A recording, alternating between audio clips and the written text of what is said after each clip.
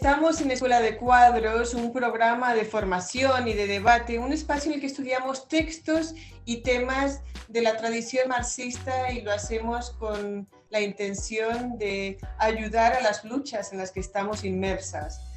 Entonces, el día de hoy tenemos un programa que va a ser realmente extraordinario. Estamos con Frei Betto, quien es un teólogo de la liberación, autor de 70 libros. Por cierto, sus libros se pueden descargar en la página freibetto.org.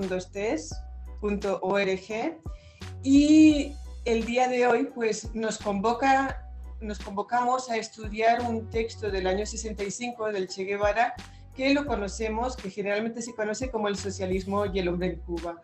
Es un texto que el Che envió a Quijano de la revista Marcha para que, digamos, hiciese un acercamiento para aportar a su reflexión sobre la construcción precisamente de los nuevos sujetos en un contexto revolucionario, ¿no?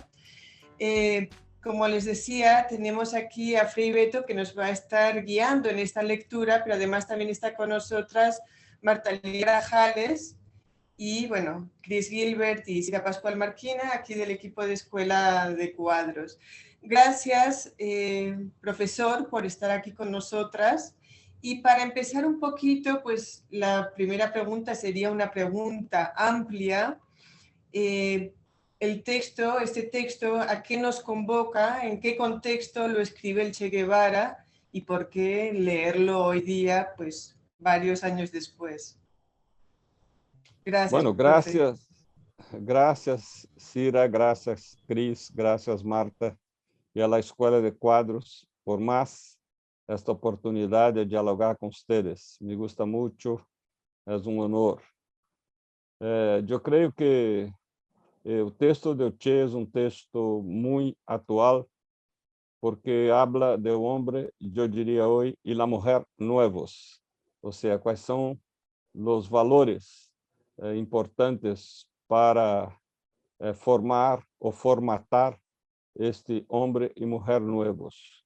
Y habla de todo el proceso de la Revolución Cubana y cómo esa transición de una sociedad capitalista para una sociedad socialista implica muchos problemas, porque no es una transición fácil, una transición de cambio de mentalidad, de cambio de valores, de cambio de principios, y o Che trata isso com muita propriedade. E justamente em um momento em que o Che está também em uma posição crítica hacia a União Soviética, o que lhe custou uma situação muito complicada, porque seu nome, depois de isso, se tornou proibido na União Soviética. Eu, quando estive nos anos 80, estuve 3 vezes, todavia não havia caído o muro de Berlim na União Soviética. E o nome de Che era quase um nome proibido, porque os soviéticos, então, lo consideravam um aventureiro. Não era considerado um revolucionário que merecia todos os honores. Pero esse texto de Che ha sido fundamental em Cuba, justamente em um período especial de 92 hasta 95, depois da caída do muro de Berlim. Cuba ha passado por muitíssimas dificuldades, por toda a vinculação, estrechas relações que tinha com a União Soviética. Para ter um exemplo, era mais barato importar papas de Alemanha Oriental do que cultivá-las em la própria Cuba.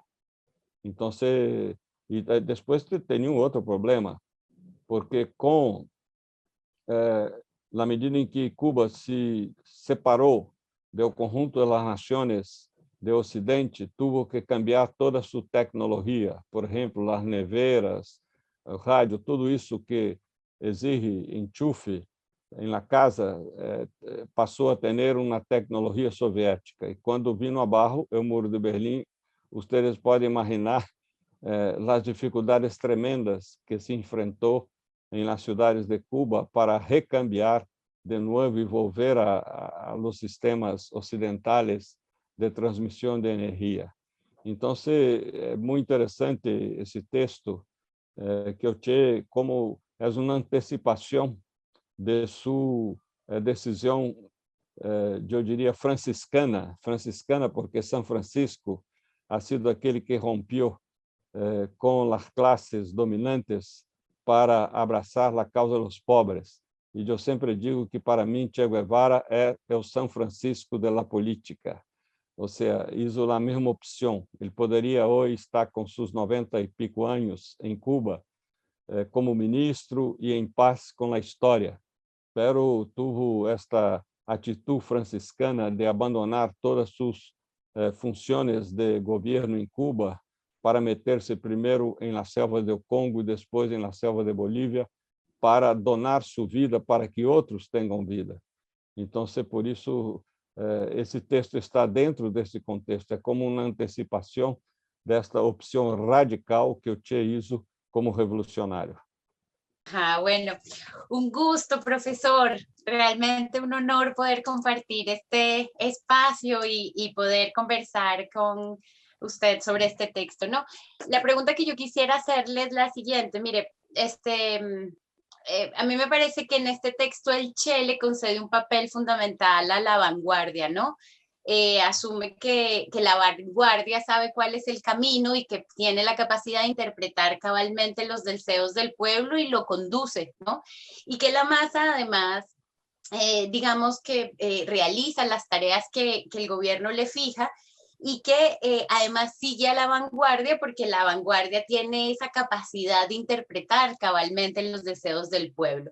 Yo quisiera preguntarle cómo analiza usted esos roles que el Che en ese texto le atribuye a la vanguardia y a la masa en la actualidad, ¿no? A la luz de los procesos emancipatorios o de las experiencias emancipatorias que se han intentado en América Latina. Bueno, eu creio que há muitos aspectos em esse sentido, nesse texto de Che, o socialismo e o homem em Cuba. Primeiro, Che subraya muito a importância da vanguardia estar estrechamente vinculada ao pueblo, às massas. Ou seja, uma vanguardia que não está estreitamente vinculada, sobretudo uma vanguarda que não está submissa, vamos dizer assim, às massas, pode perfeitamente descolar-se, separar-se do povo e abraçar um caminho equivocado. E o Che dá um exemplo histórico que ha marcado profundamente o início da Revolução Cubana, que foi o momento que Aníbal Escalante assume aí um papel importante na vanguarda cubana. E com Aníbal Escalante, o Partido Comunista nasciente em Cuba ha tomado medidas fundamentalistas que han dañado muito a revolução. E foi necessário que um momento que Fidel fosse à televisão para poner abaixo Aníbal Escalante e cambiar as coisas. Ou seja, Fidel tinha esta empatia forte com o povo e sentiu que aí a vanguardia estava se separando, se distanciando das massas e criando uma situação muito constrangedora, para dizer o mínimo, em la população cubana. Então, muitas vezes nós pensamos que a vanguardia sabe todo. Muitas vezes pensamos que a vanguardia pode comandar um povo sem consultar esse povo. Aí volto à pedagogia de Paulo Freire.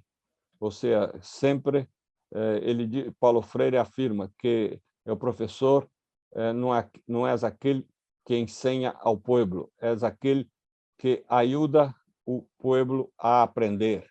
E há uma relação dialógica entre o professor e seus alunos, ou seja, entre a vanguardia e o povo, uma relação dialógica em que a vanguardia tem que estar em uma postura de escuta permanente de los anhelos do povo, de los valores do povo, entender esse povo, em la medida que a vanguardia se adelanta, sem levar em conta esses valores, e isso cria contradições que incluso pode pôr a perder um processo revolucionário. E eu sou testigo de um exemplo muito significativo na Revolução Cubana, que é o fenômeno religioso, que está muito minuciosamente aí, com todos os pormenores, traduzido em meu livro de entrevista com Fidel, Fidel e a Religião. Ou seja, o povo de Cuba, como a maioria do povo da América Latina, é um povo culturalmente muito religioso.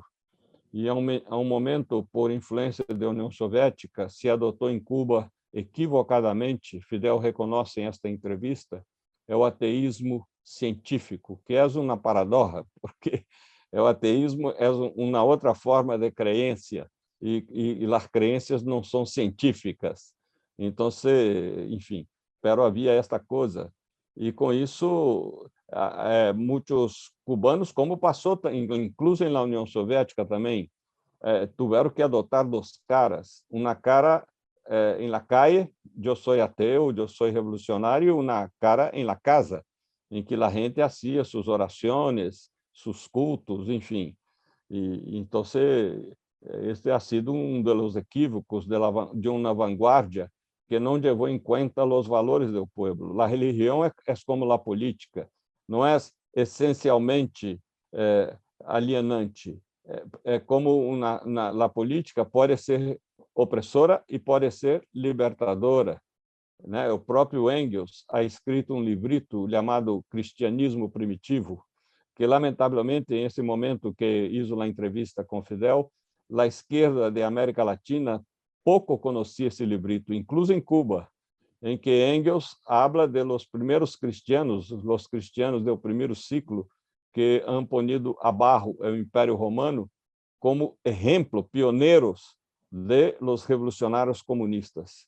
Então, creio que o texto de Che, como uma análise prévia, com toda a inteligência, sabedoria, e eu diria mesmo, e o profetismo de Che, esse texto muito importante, ele habla da importância de la vanguardia estar sempre com escuta, uma posição de escutar o povo, interpretar os anhelos deste povo e saber conduzi-lo.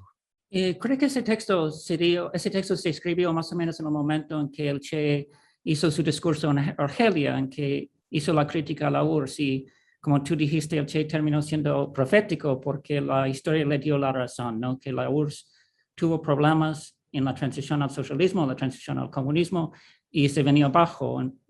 Era derrotado, pero en parte había una especie de implosión también. Entonces, creo que es importante resaltar que el Che no era improvisado, al menos, como dijiste, aventurado, sino prestó mucha atención a los problemas de la transición.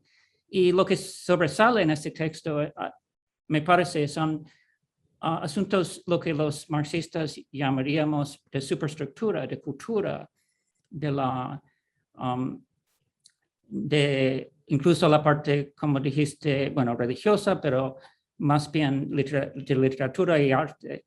Y no sé si tienes reflexiones sobre esta parte cultural y su importancia en la transición. El mismo Che dice en este texto y en otros que en la URSS intentaron transitar al comunismo con las armas melladas del capitalismo, y eso no iba a funcionar. Entonces, no sé si quieres resaltar esos elementos culturales que a ti te parece, y el Che también, importante en la transición al socialismo. Entonces, a coisa que considero é que o Che, como você ha dito, ha sido profético, porque ele denuncia o escolasticismo do marxismo que se adotava na União Soviética. Ou seja, o marxismo, que é uma teoria de análise da realidade, ha sido promovido na União Soviética uma nova religião, e lo quitaram seu caráter essencialmente dialético, né? Voevo a citar como exemplo o fenômeno religioso.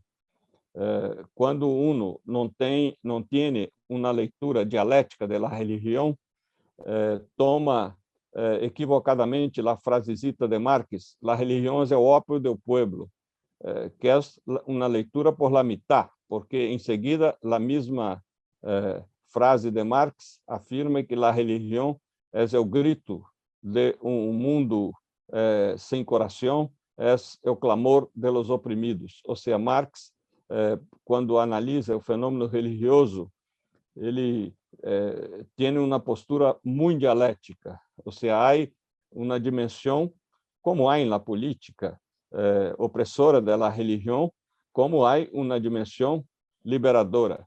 E a prova disso é a carta que Marx escreve a Bakunin, quando Bakunin propuso que na Internacional Comunista o ateísmo fosse oficialmente adotado para todos os militantes. E Marx está em desacordo, diz de nenhuma maneira. E diz, nós temos que respeitar a crença da gente. Não importa se uma pessoa tem ou não tem crença religiosa, importa que seja revolucionária. E depois a história, sobretudo em América Latina, com a Revolução Sandinista, com a guerrilha de El Salvador, e a própria Revolução Cubana ha demonstrado que muita gente religiosa ha participado como revolucionários em processos liberadores. Então, creio que há que aprofundizar isso hoje em los movimentos, ou seja, a advertência que hace o Che do peligro do escolasticismo marxista é válido para hoje, porque, sobretudo, a gente jovem, muitas vezes, que ingressa em um movimento revolucionário, não leva em conta esses valores do povo. Aqui em Brasil, hemos vivido um fenômeno muito interessante. Durante muitas décadas, a principal força da esquerda ha sido o Partido Comunista Brasileiro, que ha sido fundado em 1922. E quando, décadas depois, Lula decide fundar o Partido dos Trabalhadores, houve uma certa indignação por parte dos comunistas do Partido Comunista Brasileiro. Por quê? Porque em o Partido Comunista Brasileiro, o Comitê Central e o Biro Político, havia demasiados intelectuais. E o espanto deles, a indignação é como? Agora os obreiros, os proletários querem ser sua própria vanguardia? Eu não, isso não é. Nós outros intelectuais é que temos as condições teóricas de ser a vanguardia do proletariado. Então, é um fenômeno histórico que demonstra bem os equívocos que o movimento revolucionário e comunista han cometido ao largo da história.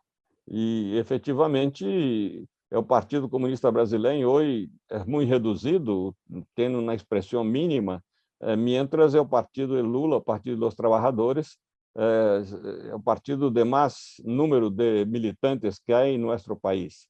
Então, isso estas observações que tu haces, Cris, são muito pertinentes, porque demonstra a importância desta sintonia dialética com o povo, desse respeito, ou seja, a vanguardia tem que saber, em la escuta, estar como retaguarda do povo, ou seja, a vanguardia que impulsiona o povo adelante, e não pode jamais pensar que tem uma pelota de cristal, uma bola de cristal, e que entende todos os caminhos da história e recebe uma revelação, não sei de que Deus ateu que vem aí para inspirar a los dirigentes que caminhos devemos seguir em o processo revolucionário.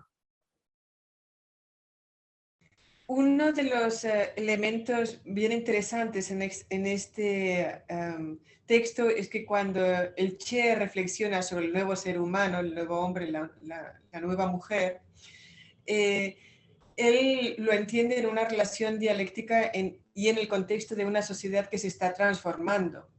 Digamos que el nuevo ser humano no surge por arte de magia, sino que surge pues desde la vocación y desde la entrega, pero también surge en un contexto que le aporta y que le ofrece esa posibilidad, ¿no?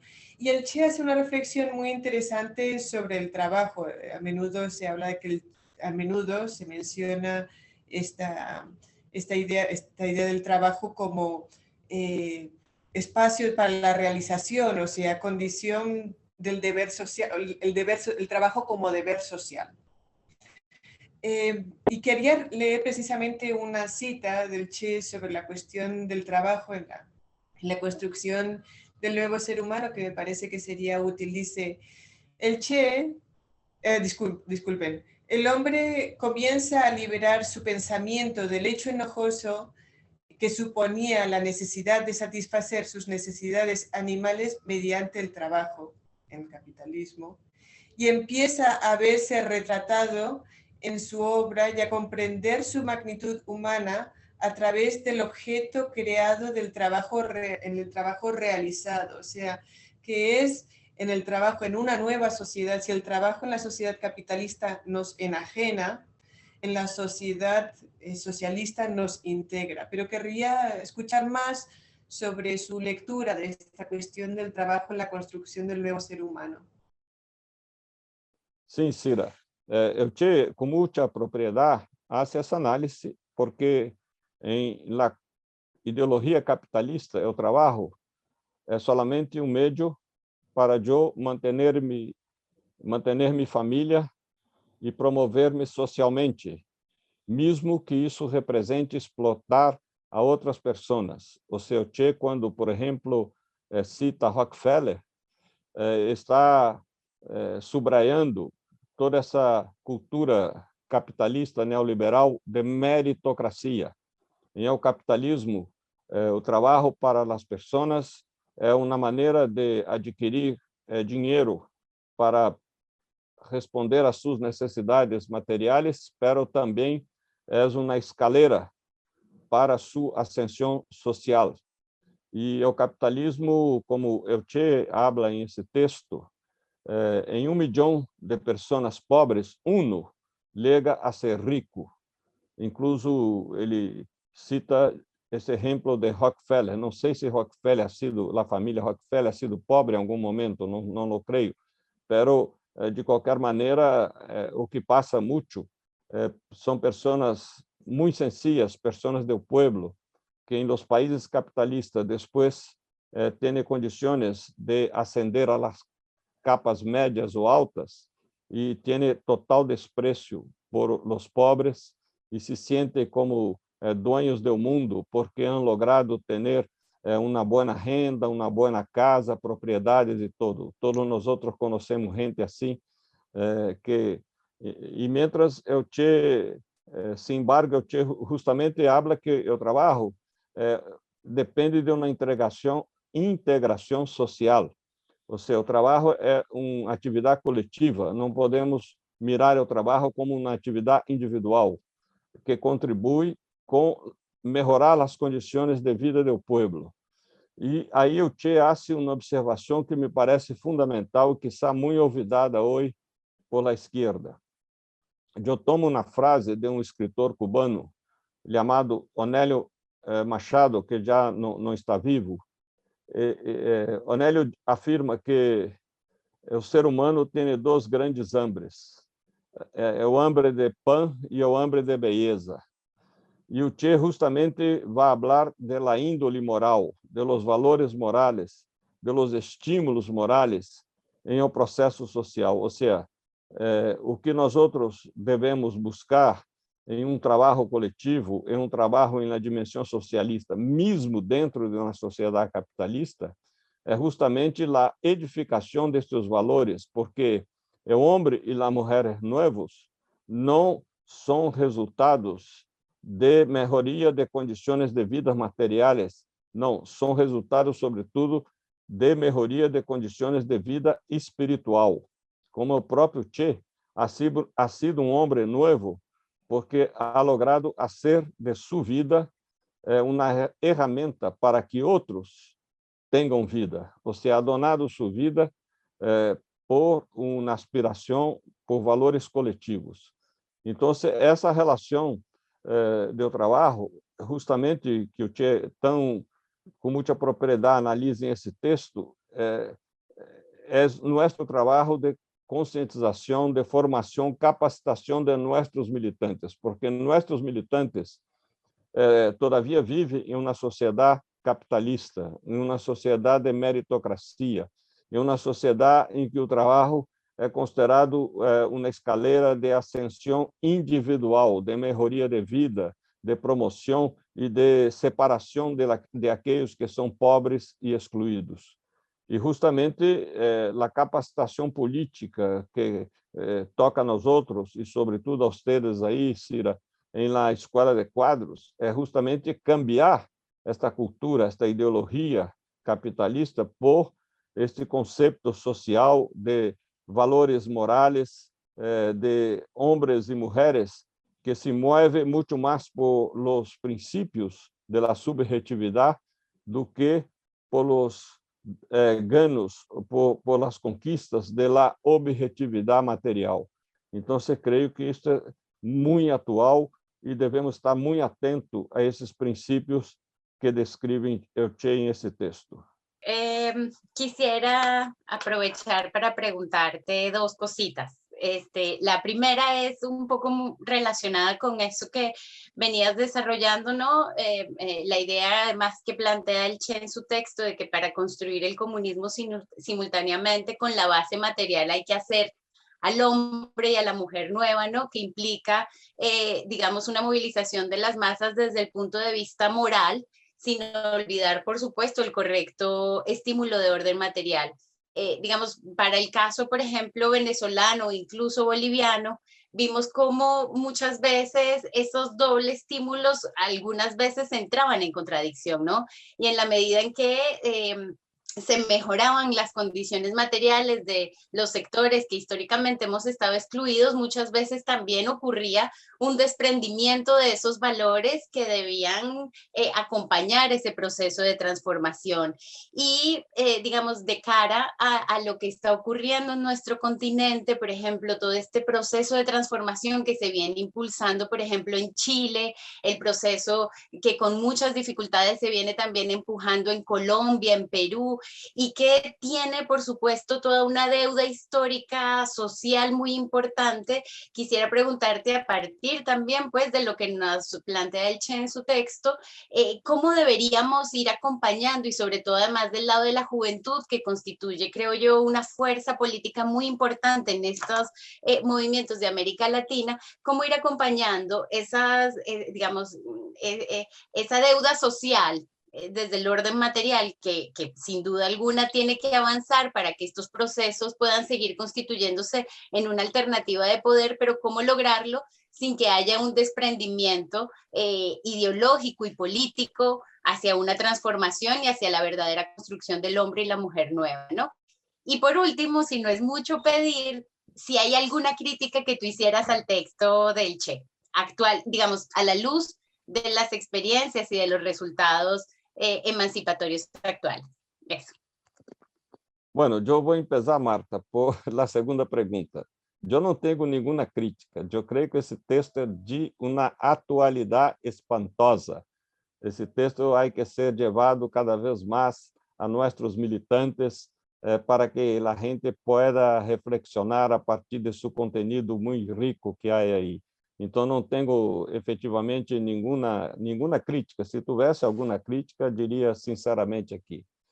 Pero muitas vezes eu he dicho que o homem e a mulher novos devem ser hijos do matrimônio de Ernesto Che Guevara com Santa Teresa de Ávila. O que quer dizer isso?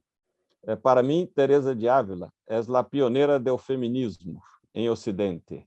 Ou seja, ha sido uma mulher que, em plena Espanha da Inquisição, ha logrado pensar por la própria cabeça, ha logrado enfrentar toda a Inquisição e todos os teólogos e a ser uma experiência subjetiva, espiritual, extremamente revolucionária. Ou seja, ha sido Teresa que, para nós outros que somos cristianos, que arrebatou Deus de los cielos para centrá-lo em o coração humano. Então, é muito espantoso. E o Che é essa atitude de vida, de donação, né? Como eu ha dito, um homem que chegou a instâncias, a grados de poder em um país como Cuba, e poderia estar muito aí tranquilo, como há tantos comandantes da Revolução Cubana que se encontram vivos. Então, não, o Che ha abandonado todas suas prerrogativas e seus honores de ministro e tudo mais para meter-se em duas selvas, Congo e Bolívia, incluso com sacrifício de sua própria vida. Há uma cantante brasileira que vocês seguramente conhecem ao menos de nome, Gal Costa, e há pouco, esses 15 dias que acabo de passar em Cuba, agora em novembro, trabalhando com o governo cubano, a FAO e a Oxfam, em um plano de soberania alimentar e educação nutricional que estamos implementando em Cuba, um plano oficial do governo cubano, e eu estou aí assessorando. E eu estive em um encontro em o Teatro Nacional, aí na Praça da Revolução, com quase 1000 jovens. E eu empecei minha ponência, minha charla a eles, dizendo: há uma cantante em Brasil que se chama Gal Costa, e tem uma canção que empieza por esta frase: não há que confiar em Nádia com mais de 30 anos. O que quer dizer isso? Eu expliquei. Eu não conosco nenhum revolucionário, nenhum, de Jesus a Lenin, de Mao Tse-tung a Fidel, de Che Guevara a Spartacus, de Rosa Luxemburgo a Trotsky, nenhum revolucionário que ha empezado sua opção revolucionária depois dos 30 anos. Todos empezaram com menos de 30 anos.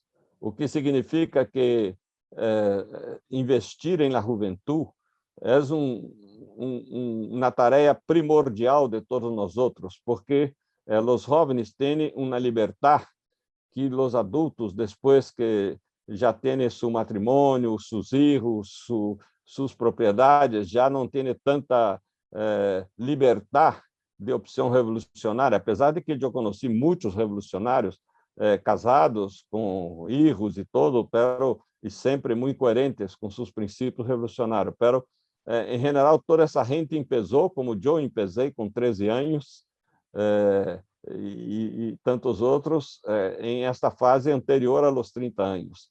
Então, eu diria que nós outros temos que tratar cada vez mais dessa capacitação. Por quê? Porque todo o processo revolucionário ou todo o processo social tem muitas dificuldades. Não há o paraíso em la terra. Não vamos ligar a nenhum sistema socialista ou comunista em que todo vai estar resolto e que já podemos dizer, bom, agora já não temos que preocupar-nos com o futuro. Não, as contradições são próprias de todas as tarefas humanas, de todos os processos sociais. Então, o trabalho permanente de educação política, ideológica, cultural, é fundamental. E eu creio que esse é o ponto que o Che tanto subraia em esse texto, né? A coisa da índole moral, os valores, os princípios, a crítica que hace do escolasticismo marxista, a maneira como ele chama a importância da educação do povo. Por exemplo, eu sinto que esta fase neoliberal fascista que estamos enfrentando em Brasil hoje se deve a quizá dos equívocos que hemos cometido em los 13 anos do governo do PT em Brasil, que não hemos cuidado devidamente da educação, da alfabetização política do povo. E se não hacemos isso, o povo mira o governo como aquele que lhe assegura direitos sociais, melhores condições de vida, pero não cambiou sua mentalidade capitalista e vai votar em outro que depois promete o mesmo ou promete demagogicamente que vai conceder ao povo melhores condições de vida. Então, a educação política é a razão com que hace com que Cira, Cris, Marta, Joe estejamos aqui em uma postura de sonhar com um outro mundo possível, ou seja, de creer que é possível uma sociedade pós-capitalista, que será uma sociedade socialista, e não sei mais que outros istas bom avenir pela história, quando eu estava na cárcel, como cristiano, como na isla aí, de cristianos cercados de comunistas ateus por todos os lados, eu hacía uma broma com meu companheiro. Mira, ustedes, quando chegar o comunismo, vão estar muito satisfeitos, porque em sua cabeça, ustedes han alcançado a etapa final do processo social. Eu não, eu vou seguir revolucionário, porque depois do comunismo há que buscar outros ismos. Ou seja, a história não vai cessar nunca. Mientras existe o ser humano, não sei se vai existir sempre, porque agora há que chamar a atenção por esse detalhe, Marta, que durante bilhões e bilhões de anos, a natureza ha vivido e evolucionado sem nossa incômoda presença. A presença humana na natureza é muito recente, solamente 200.000 anos. E tudo indica que a natureza, Gaia, né, a vingança de Gaia, como afirma Lovelock, a vingança de Gaia pode, de novo, como ha exterminado os dinossauros, exterminar também a espécie humana. E a natureza vai seguir sem nossa incômoda presença por mais bilhões de anos. Ou seja, há que chamar a atenção para esse fator. Em nada a natureza necessita de nós outros, pero em todo nós outros necessitamos da natureza, não só para a comida. Mira tudo que há na sala que tu se encontra aí, tu roupa, tus livros, a matéria-prima da computadora, da casa, tudo vem da natureza. Em tudo dependemos da natureza. Então, eu creio que também é muito importante incluir essa dimensão socioecológica em nosso trabalho de capacitação de los militantes. E quizá, Marta, se tu queres, seria exigir, né, de que, por exemplo, Marx não falou do neoliberalismo porque não existia todavia este fenômeno. Então, você também, eu não falou de ecologia porque todavia não estava esta bandeira aí na mesa. E agora sim, nós temos que levar em sério a questão socioambiental. Tampoco me atrevo a hacer una crítica profunda al texto, pero me gustaría hablar de un problema que el mismo Che reconoce, un problema de los revolucionarios, de la revolución cubana, pero es más universal. Es que él apunta, por ejemplo, varias veces en texto, por ejemplo, él habla de la democracia espontánea que existe con la relación entre el liderazgo y las masas, como Fidel tiene una relación con las masas, escucha a las masas, responde a las masas, y cuando se equivoca, se da cuenta y corrija. Pero después de una página sobre esta práctica espontánea, dice, es evidente que este mecanismo no basta para asegurar una sucesión de medidas sensatas y que falta una conexión más estructurada. Entonces está diciendo que hace falta mecanismos para formalizar o para institucionalizar esas prácticas democráticas espontáneas. Y yo diría igual con los lugares de trabajo. El Che llama al sacrificio, al estímulo moral. Desde el puesto de trabajo hay que tener conciencia de la importancia para toda la sociedad del trabajo, para tu propio trabajo, tu trabajo con un horizonte local, pero tiene que tener un impacto universal o tocando toda la sociedad. Pero el problema es cómo es que se puede institucionalizar esas prácticas de estímulo moral. Y creo que eso es un reto a todos los revolucionarios hoy día.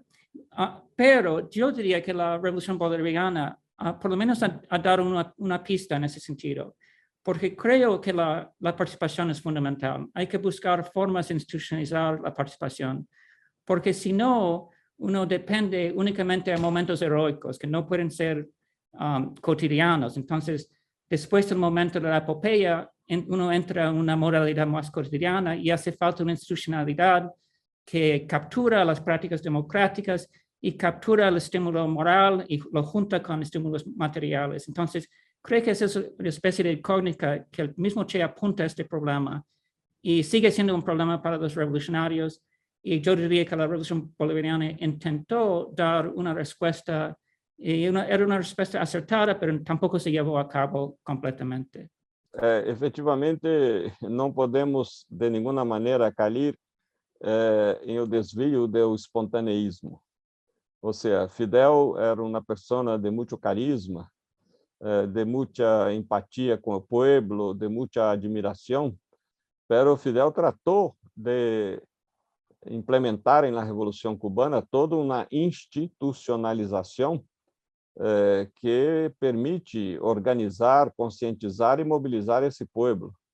E assim devemos proceder também. E o próprio Che se preocupa com isso em esse texto, mas se preocupa com isso, sobretudo, quando ele ingressa em Bolívia, na selva de Bolívia, e se dá conta de las necessidades de mínimo de institucionalização para levar adelante. E as condições já não permitem, porque ele tuvo demasiada confiança em los companheiros de Bolívia, que estavam preparados para recebê-lo e não corresponderam a suas expectativas.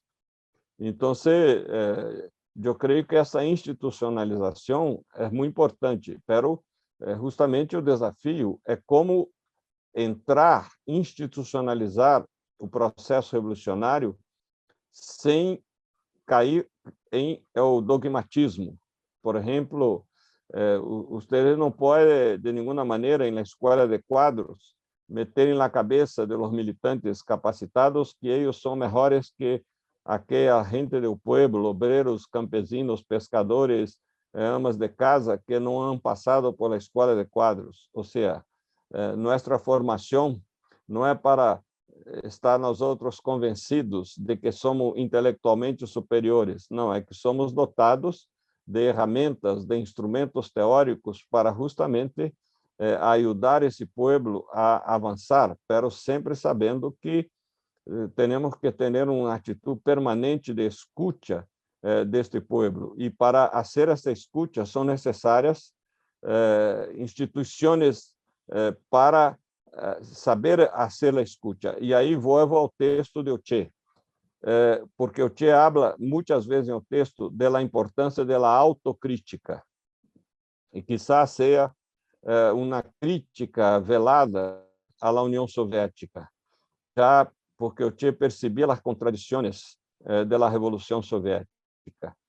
E muitas vezes a esquerda não quer ser autocrítica, muitas vezes a esquerda não é capaz de perguntar ao pueblo o que vocês pensam de mim. Como Fidel hizo quando han cometido aí o fundamentalismo de Aníbal Escalante, Fidel sentiu a crítica do pueblo cubano e puso abaixo Escalante, porque ele levava a revolução por caminhos muito estreitos que seguramente iam criar uma separação entre o projeto revolucionário e o pueblo de Cuba. Isto ha passado muitas vezes em outros países, em que, por exemplo, eu me pergunto como se explica o desaparecimento, a desaparição do maior partido comunista do Ocidente, que era o Partido Comunista Italiano. Eu me pergunto, por que este partido desaparece depois que vem abaixo o Muro de Berlim? Porque, efetivamente, não havia um trabalho político com as massas. Era um partido de quadros, mas não era um partido de massas. E um partido tem que ter massas e quadros, mas esses quadros têm que estar a serviço das massas. Então, lo mesmo, eu me pergunto, o que passou com todos esses milhões de militantes soviéticos que pertenciam ao partido? A hora que a União Soviética está em o capitalismo, ou melhor, que os países que formavam a União Soviética estão em o capitalismo, será que aqueles militantes seguem lutando por o socialismo ou estão acomodados dentro do capitalismo? Esta é a coisa. Eu, durante 30 anos, he visitado muitíssimos países socialistas, eu diria quase todos, e muitas vezes eu mirava alguns dirigentes que eu pensava como os botões. Esse homem, se vive em um país capitalista, ia estar apegado ao poder como está aqui em um socialismo. Ou seja, não és um revolucionário, és um oportunista, pero como a única maneira de ter poder, autoridade, ser um adepto do socialismo, ele é um socialista, né? Pero quando vino abaixo a União Soviética e o Muro de Berlim, eu pergunto, essa gente convictamente sigue lutando por el socialismo e contra a imposição e a entrada de consolidação do capitalismo em seus países? Lamentavelmente, não pode dizer que sim. Então, essa é a coisa. Formar um revolucionário não é tarefa fácil, porque, sobretudo, para nós outros que vivimos bajo a hegemonia capitalista, neoliberal, toda uma cultura competitiva, de uma cultura egocêntrica, e não de uma cultura altruísta, de compartilhar os bens da terra, os valores, enfim, não é fácil. Por isso, essa capacitação, essa formação ideológica é uma tarefa de todos os dias e para sempre. Não há que, nunca se pode dizer, boa, na hora podemos cerrar a escola de quadros, que já está toda a gente que queremos formar formada, e a gente vai adelante com sua missão revolucionária. Não é assim, isso nunca vai passar.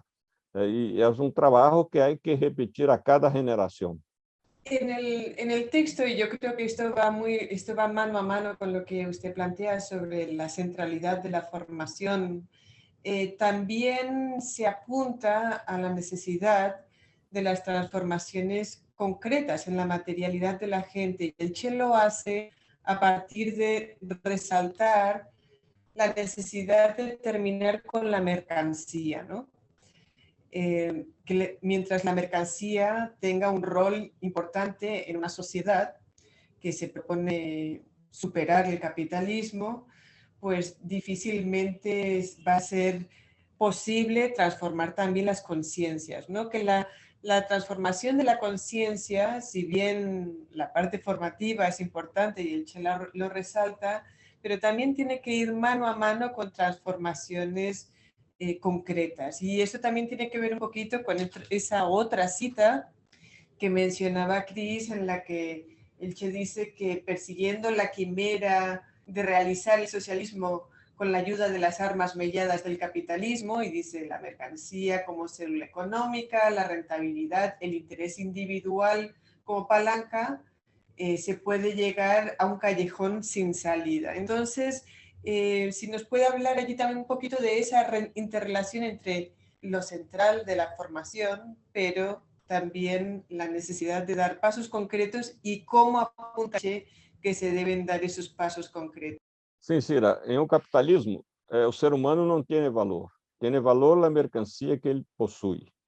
Um exemplo, se chego em uma casa com uma roupa rota, sem sapatos, como um homem que vive na calle, se chego na casa de capa média, seguramente vou ser rechaçado, porque a gente não lhe gusta um homem que vive na calle, que tem malo olor, que seguramente vai pedir dinheiro, vai pedir algum pão, vai pedir alguma comida, uma roupa, então a gente o rechaça. Pero se tomamos esse mesmo homem e levamos em uma tienda de luxo e tratamos de vesti-lo com o melhor traje possível, muito bem banhado, peinado, perfumado, e metemos este homem em um Mercedes-Benz de última geração, e ele vuelve a esta casa, seguramente vai ser recebido com todos os honores. Por quê? É o mesmo homem. Ou seja, mas em o capitalismo, as pessoas têm valor por la mercancia que las reveste. Ou seja, não é a pessoa em si que tem valor. O que tem valor é a mercancia. Se eu conosco a Cira, que é uma militante revolucionária, socialista, digo, bueno, é uma companheira e todo, mas se alguém me diz, não, Cira é filha de um banqueiro e vai ter uma herência de não sei quantos mil milhões de dólares e não sei o que, isso cambia minha visão de Cira. Possivelmente, em o capitalismo, se tenho uma mentalidade capitalista, vou tratá-la com muito mais deferência, com muito mais cuidado, justamente não por ser uma pessoa humana. Então, o Che hace essa crítica da lei do valor no capitalismo, da meritocracia, incluso hablando do lobo, né? Ou seja, que em o capitalismo, minha vitória é uma aposta em o fracasso do outro. Eu cada vez mais posso subir em las condições sociais, quanto mais sou capaz de excluir a outros, né? Não há nadie que haja opção por la pobreza, por la miséria. Todos os pobres e miseráveis são resultado de uma estrutura injusta, né? Eu sempre digo, são hijos da loteria biológica. Nadie nasce para viver na pobreza e na miséria.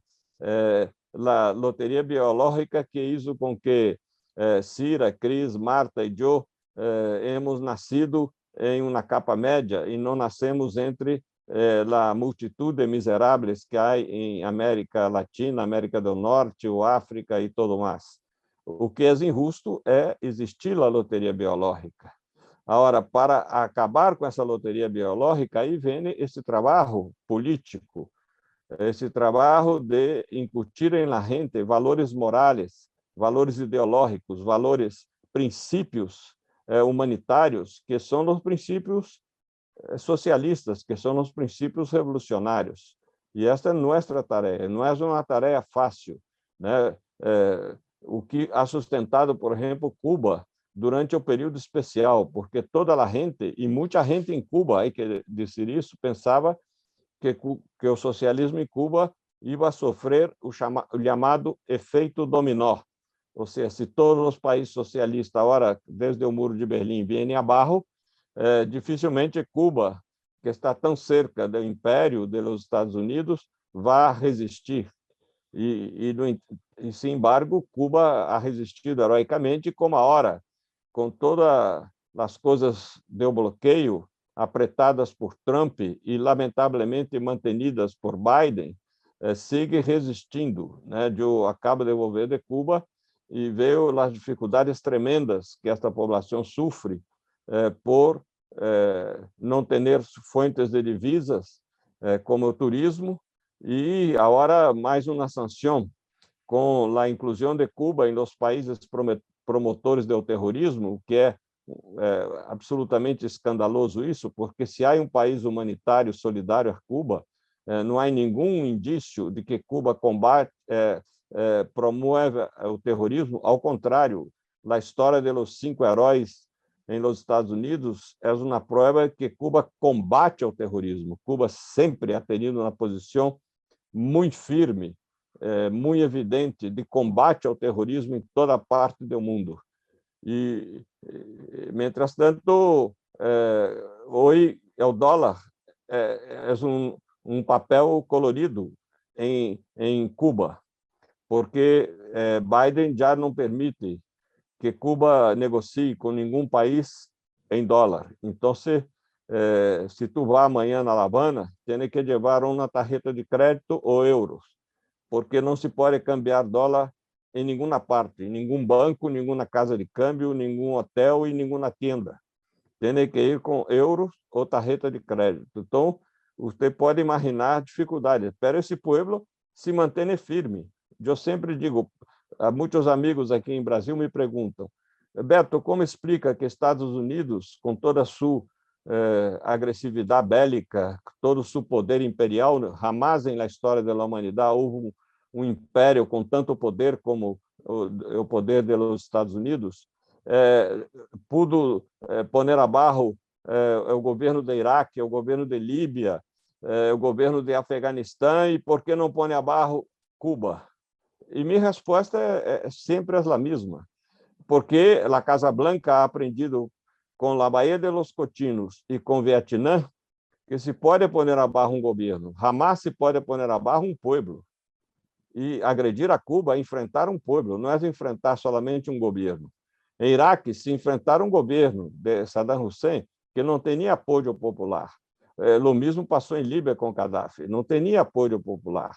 Então, por isso, aí volvemos ao texto de Che, a importância desta sintonia permanente entre a vanguarda, o governo e o povo. Se algum governo em América Latina que é um governo de esquerda progressista, se aplasta do pueblo, de los anhelos populares, está perdido, porque aí o imperialismo vem e aproveita esta contradição para, sabe, volver atrás no processo.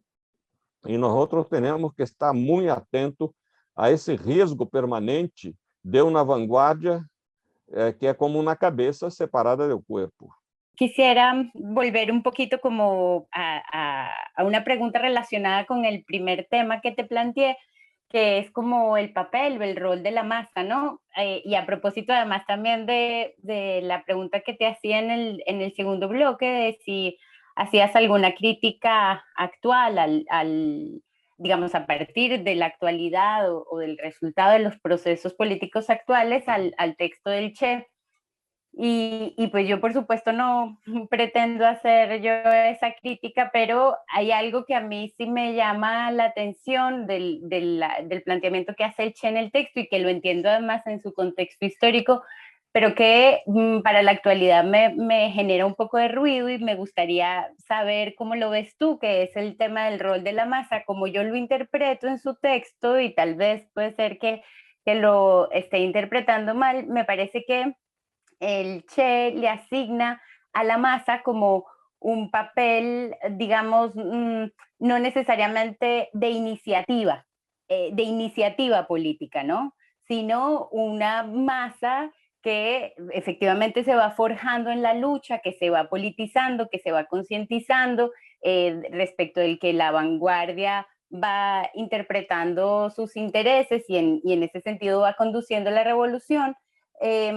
Pero, digamos, actualmente y también a propósito de las experiencias que conocemos, por ejemplo, la experiencia bolivariana, se ha planteado desde allí, digamos, como no solamente la masa como un actor sin iniciativa, sino más bien que la masa sea quien, a partir de ese proceso de lucha, suma la iniciativa y que el gobierno sea más bien, digamos, como un actor que facilite un proceso que emerge desde abajo, ¿no? Es como, digamos, y en ese sentido es como tal vez no la crítica, pero sí como en todo caso el llamado a atención o el ruido que me hace ese aspecto dentro del texto del Che. ¿Cómo lo ves tú?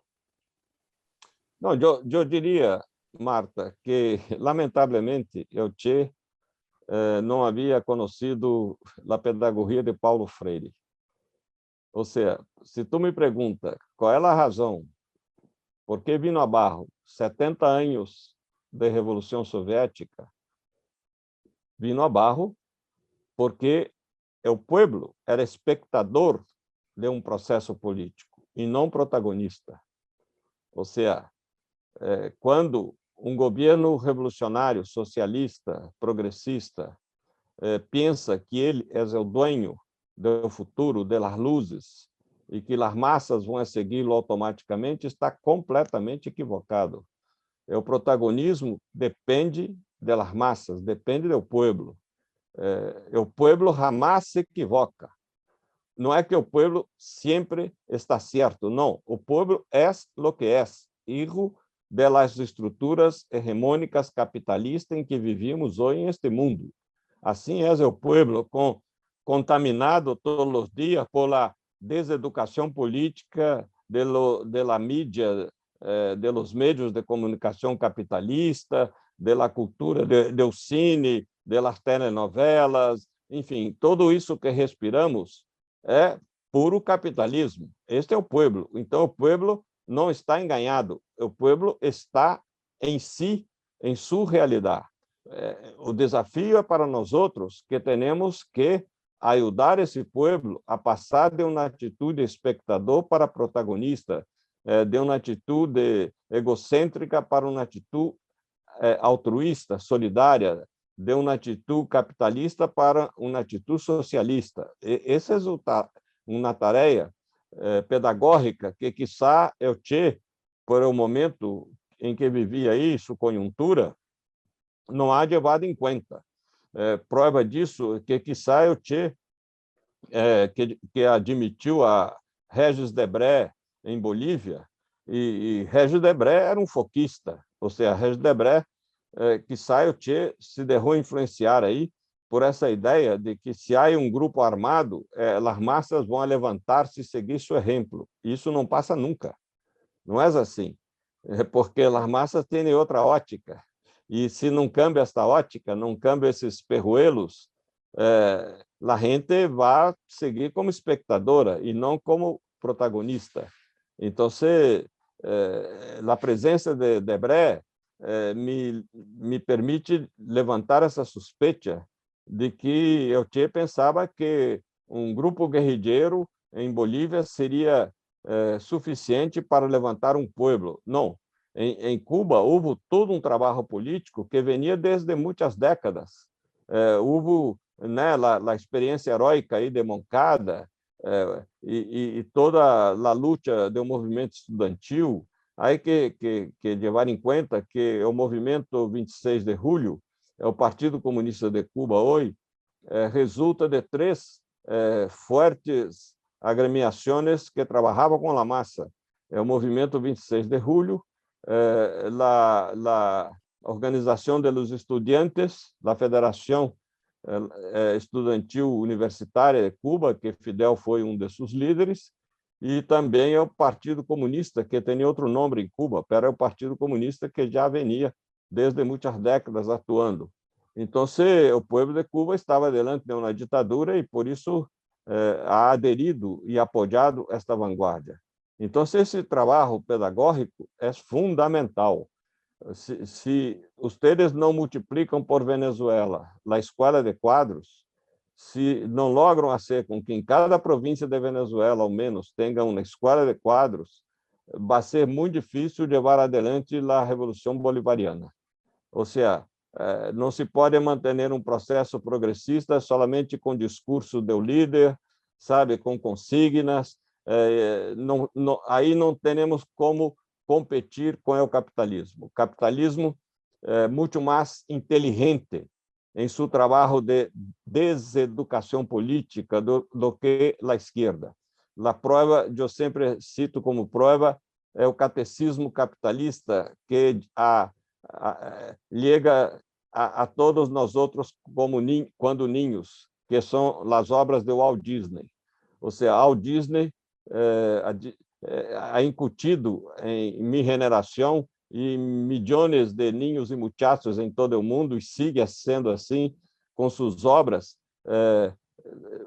que nós outros todos devemos naturalizar o capitalismo, a diferença de classe, a desigualdade, a explotação de outros pueblos e tudo isso. Se tu mira aí todo a obra de Walt Disney, há um chileno que agora me escapa seu nome, lamentavelmente, tenho ao fim do dia a cabeça um pouco cansada, que ha hecho uma análise muito profunda de toda a obra de Walt Disney como catecismo do capitalismo.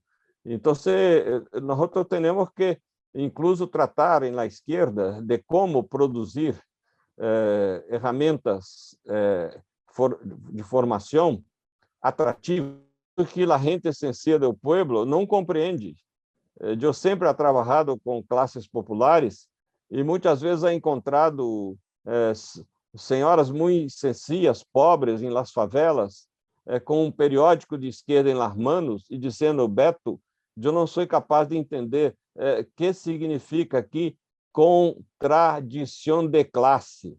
Eu digo: senhora, não importa o que significa isto. Isso, a gente que hizo este periódico, hizo de ellos para ellos. Isso não é uma coisa para o pueblo, porque tu não pode produzir um material para o pueblo utilizando categorias acadêmicas, sabe? Sacando essas categorias das obras tradicionais do marxismo, sem ser capaz de traduzi-las em linguagem popular. Esse é um desafio que temos, traduzir nossos conceitos, nossos princípios, nossos objetivos em linguagem popular. Ou seja, o pueblo não habla em conceitos, o pueblo habla em imagens. Quando uma pessoa do pueblo lhe conta uma anedota, sua narrativa é uma narrativa plástica. Tu és capaz de mirar la narrativa que esta gente hace. E nós outros, que passamos por la universidade, hablamos em conceitos, e os conceitos são coisas abstratas. E daí a dificuldade que temos de dialogar e que o povo nos entenda. Esse é um trabalho que se não hacemos, estamos perdidos. Não vamos quedar muito satisfeitos que dia hemos sido vanguardia, que dia hemos tenido na escola de quadros, hemos feito capacitação, para o povo ha escorrido caminhar por outro caminho, que é abraçar as propostas sedutoras do capitalismo. Então, aí está um desafio. Eu vou dizer, a questão da pedagogia é fundamental em todos os processos revolucionários. Quiero leer una cita, quizás la cita más conocida del texto, y hacerte una pregunta a partir de la cita. Y la cita tu vas a hablar del amor. Sí. Como sentimento revolucionario. Sí, precisamente eso. Muy predecible. Déjame decirle, a riesgo de parecer ridículo, que el revolucionario verdadero está guiado por grandes sentimientos de amor. Y ahora salta un poco. Este debe unirse a un espíritu apasionado, a una mente fría y tomar decisiones dolorosas sin que se contraiga un músculo. Entonces, me parece que la idea de Che es compleja, ¿no? Él reconoce que los sentimientos de amor son importantes, pero tiene que ser un amor que conduce a hechos. Y además, puede ir de la mano con prácticas disciplinarias. Y me hace pensar más temprano en el texto, el Che dice que reconoce algo muy realista, digamos, que la dictadura del proletario también es una dictadura sobre el proletariado, porque el proletariado todavía no está preparado. Entonces, yo diría que en el Che hay una especie de dialéctica entre conciencia. El Che confía en la conciencia del ser humano, pero también reconoce la importancia y la disciplina. Entonces, uno puede decir, quizás apoyándome en términos un poco problemáticos, pero hay una dialéctica entre romanticismo y pragmatismo, una dialéctica entre idealismo y materialismo. Y mi pregunta para ti es, en el momento actual, en América Latina, ¿tú crees que necesitamos cuál? ¿Más romanticismo, más idealismo o más realismo y más pragmatismo? Bueno, eu diria que os dois, entendendo o seguinte: primeiro, devemos olvidar completamente esta expressão ditadura do proletariado. É uma expressão antipopular, uma expressão que não é capaz de traduzir o conteúdo, o significado desta expressão, né, e sua historicidade. Então, é uma expressão antipopular, antirrevolucionária, uma expressão que incluso nossos inimigos utilizam para despreciar-nos. Segundo, o que quer dizer amor? O que é amar? Então, vou tomar para mim o exemplo mais significativo, que é o de Jesus. Ou seja, Jesus põe como tarefa principal o amor ao próximo, em la doble dimensão, em las relações personais e em las relações sociais, que é compartilhar os bienes. Então, há episódio no Evangelho em que ele encontra homem rico, e esse homem quer ser seu discípulo. E o Evangelho de Marcos observa esse detalhe, e Jesus lo mirou e lo amou. Aí está esta expressão, lo mirou e lo amou. E em seguida dijo a ele: tu tienes que vender todos tus bienes e em seguida e donar a los pobres. E em seguida viene e vai ser meu discípulo. E Marcos conclui: e este homem se partiu muito triste porque estava muito rico e não ha sido capaz de abandonar suas riquezas. Isto é amor. Ou seja, amor não é concessão, não é passar a mão na cabeça de quem está equivocado, errado. Amor é ser verdadeiro com o outro, mesmo que isto duele muito. Aí está a segunda afirmação de Che, né? Justamente, ou seja, porque amo, sou verdadeiro, e só há amor onde há atitude de justiça. mesmo que isto duela. Por exemplo, quando Jesus habla que devemos amar o inimigo, não quer dizer que amanhã eu vou ser tolerante com Bolsonaro. Não, a melhor maneira de amar a Bolsonaro é lutar para que ele cambie de vida e que a sociedade não produza outros Bolsonaros. Entende? Porque o dia que Bolsonaro pudesse cambiar de vida, o que não creio mais que vai lograr um dia, de qualquer maneira, essa esperança não tenho, mas se ele cambia de vida, como tantos revolucionários que han venido de outras classes sociais, o próprio exemplo de Francisco de Assis, gente que era de direita e passou a aderir ao processo revolucionário, eu conheci muitos em Brasil, e incluso banqueiros, né? Eu conheci um banqueiro que, no tempo que eu estava na luta armada, ha abandonado tudo para aderir a Marighella, e hoje conosco também um ex-banqueiro que está muito aliado a nós outros e ao movimento MST, a los campesinos, a la luta liberadora, enfim, há casos, são exceções, pero há casos. E essa gente se sente muito feliz em fazer essa opção. Então, amar é ser verdadeiro com o outro e exigir de outro uma prática de justiça. Então, creio que o texto de Che é muito coerente, apesar de que na segunda parte da afirmação ele utiliza términos que não me agradam muito, essa coisa da cara dura, não sei que coisa, sabe? Eu não escreveria, eu diria isto hoje com as mesmas palavras, mas o sentido é este, que tu tens que amar, ser exigente, tu não pode amar uma pessoa y ser tolerante con los equívocos y errores de esa persona. Beto, hemos llegado al final del programa. Sí. Además, sabemos que usted tiene que irse. Le queremos dar las gracias por estar aquí hoy con nosotras. Ha sido un espacio muy rico. A los compañeros y compañeras que nos están viendo, recuerden que pueden descargar el texto, El socialismo del hombre en Cuba, abajo. Además, nos pueden seguir por Twitter en Escuela Piso Cuadros y pueden descargar pues, más de 300 programas de formación política, 300 programas en los que estudiamos textos y temas de la tradición marxista comprometidas con la transformación de las sociedades en las que vivimos.